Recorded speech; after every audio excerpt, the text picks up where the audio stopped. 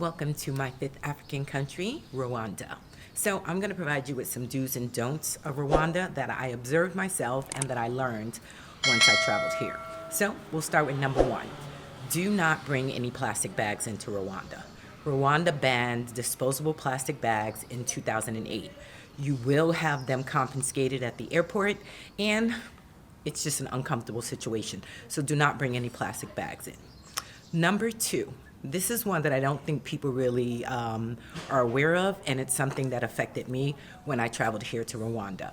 Have two blank pages in your passport, two blank visa pages. Rwanda is a country that requires two blank visa pages in order for you to enter their country. Their visa is a full page, and you need to have an additional blank page after they stamp it with the full page. So, just a reminder. Getting around Rwanda. The best way to get around Rwanda are motos. You will see hundreds and hundreds of motos every single where you get. They're easy to get because there's so many of them and they are everywhere. Two, it is cost effective. The average price for a moto to get around within Kigali is anywhere from 500 to 2,000 Rwandan francs. 500 Rwandan francs is equivalent to 56 cents in the US. So it is very, very cost effective. Now, what I really like about Rwanda is the fact that every moto driver is required to have a helmet for the passenger. Unlike in Kenya and Thailand and some of these other countries, you will not get a helmet.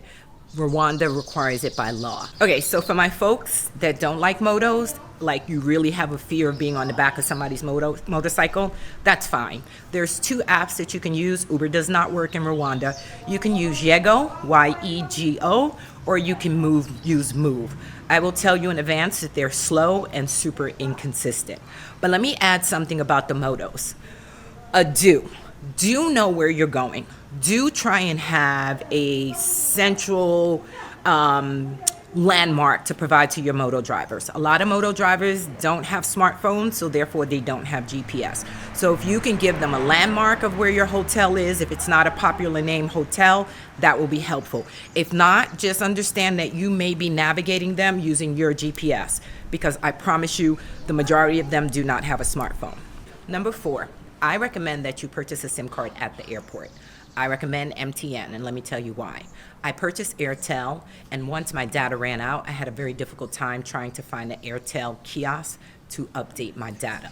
What's nice about MTN is anywhere you drive in Kigali, anywhere you go in Kigali, you will see a yellow kiosk, and that's where you can add more data on your MTN card.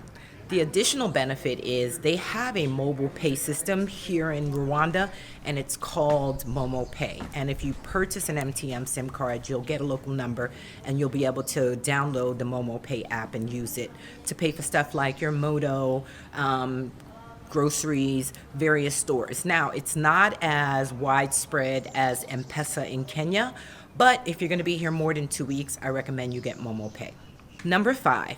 I suggest that you set up your transportation from the airport when you arrive through your hotel for two reasons. One, of course, you can get a taxi once you arrive at the airport, but sometimes the chaos and the stress and the anxiety of trying to negotiate with a taxi driver, trying to figure out if they're overcharging you, trying to figure out if they really know where you're going, that can be eliminated by ensuring that you coordinate your transportation with your hotel or hostel before you arrive.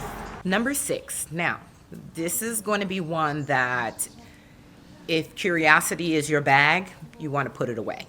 Do not ask people here in Rwanda if they are Hutu, Tutsi, or Twa. It is a very disrespectful and uncomfortable question to ask.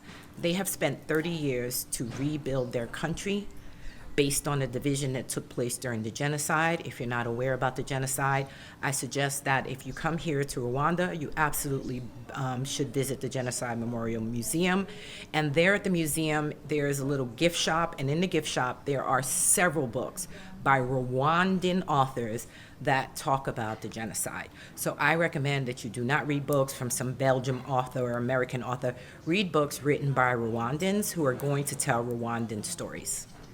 Let me give you 3 reasons why Rwandans have such a clean city. One, it's cultural. Rwandans haven't adopted that kind of fast food mentality. They do not have a bunch of fast food places. They do not walk around eating in the streets. They will step into a restaurant and eat, or they'll eat at home. So that's one way that they can cut down on debris within the country, is they do not have a fast food kind of ideology. Another is the government has privatized cleaning and sanitation throughout the country. So sanitation handled by private companies, equally clean in low-income areas, middle-income areas, and high-income areas. There is no difference. There is no disparity. As you find in America, the UK, you will find that lower-income areas tend to be dirtier because there is less cleaning going on, etc. That is not something that happens in Rwanda. The next is legislation, a law that was created by the government, and it's called Umuganda. And Umuganda requires all citizens in Rwanda 18 to 65 to participate in community cleaning the last Saturday of every month. It is a national holiday. It is required by law. And people who are found not participating can face high fines. Next, this is for my smokers. Rwanda is not a smoking community. It is not a smoking country.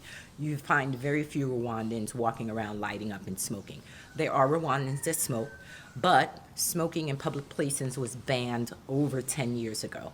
And what you will find is a lot of restaurants don't allow smoking, and the restaurants that do allow smoking, you will not see signage. So make sure before you light up, if you're a smoker, is to ask at the establishment where the designated smoking section is. And they take it very seriously, and people will kind of give you the side eye regarding smoking.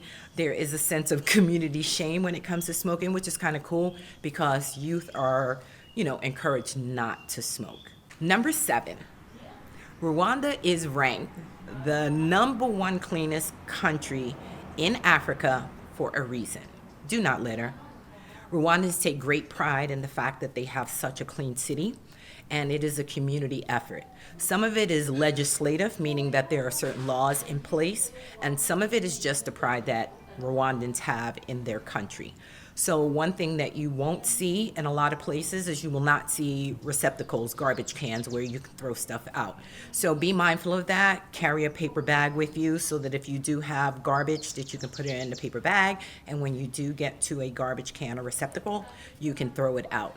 Rwandans as a community, as a country, they collectively work very diligently to maintain their ranking as the #1 cleanest country in Africa. So regarding Motos, this is my part 2 of Motos, and some people are going to have their little panties in a bunch, and I'm fine with that. So I'm going to say this.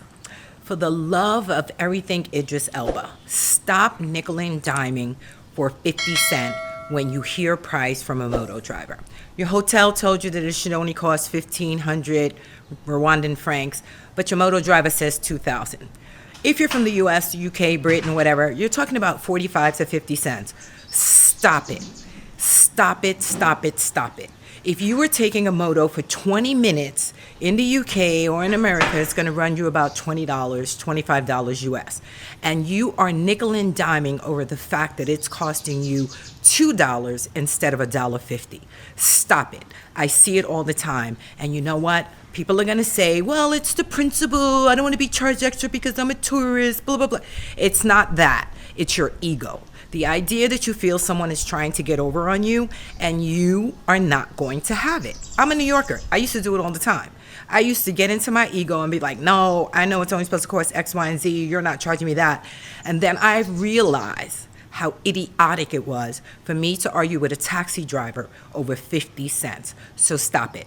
Some people might be pissed off about that, but stop it. How about be a blessing to someone? My rule of thumb is, especially in places like Rwanda and Kenya, where the average salary for a moto driver is probably $10 a day for working a 10, 12-hour shift. The average salary for a security guard at the hotel you're staying at is probably $60 a day. I mean, $60 a month.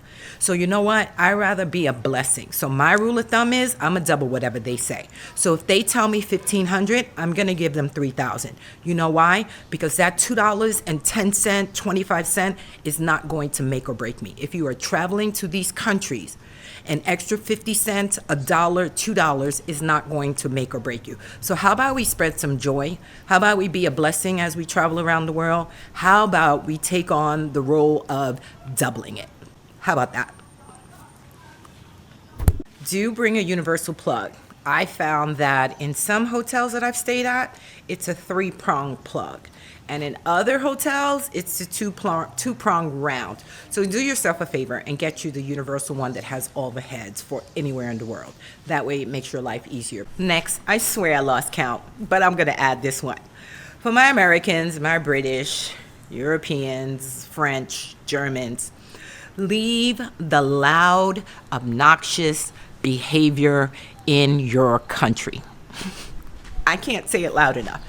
Rwanda is a very reserved culture. I've been here a month, and I haven't seen any loud arguments. I haven't even seen Rwandans being loud in restaurants. When you walk into a restaurant in Rwanda and you hear a lot of kikikiing and laughing and joking, chances are it is a non-Rwandan. So please be mindful of that. I kind of like it. Very low profile, very laid back. Most of them are kind of soft-spoken, not like in a timid way, but their volume is lower than, say, me as a New Yorker. I had to be super conscious of the fact that I was being very loud in certain situations. Next, don't assume that everyone in Rwanda speaks and comprehends English. There are a lot of people that are not from Rwanda navigating in Kigali. I personally could not tell the difference between someone from Burundi, someone from the Congo, and someone from Rwanda. Now, I'm sure if you live here, you will be able to tell the difference, but I personally could not tell the difference. So don't assume that they speak either Rwandan if you're trying to use Google Translate, or that they truly comprehend English. They may have a few words in English, but a lot of them, what I found was it was lost in translation. So I have not found an audio translation program for Kia Rwandan. Last, do be aware that in most countries, the question of food allergies never comes up. I'm not sure why, but you will not see signs posted saying this food is made with peanuts. If you have a peanut allergy, let me know. That doesn't happen around the world. I think that's an American, European thing. I'm not sure. I'm not going to get into it, but I have not seen the signs. You will not find signs saying that in Rwanda. So it is your responsibility 100% if you have a food allergy to be mindful that there are dishes made with peanuts, there are dishes made with all kind of ingredients that people may be allergic to, but they will not necessarily have it advertised. So it's your responsibility to ask.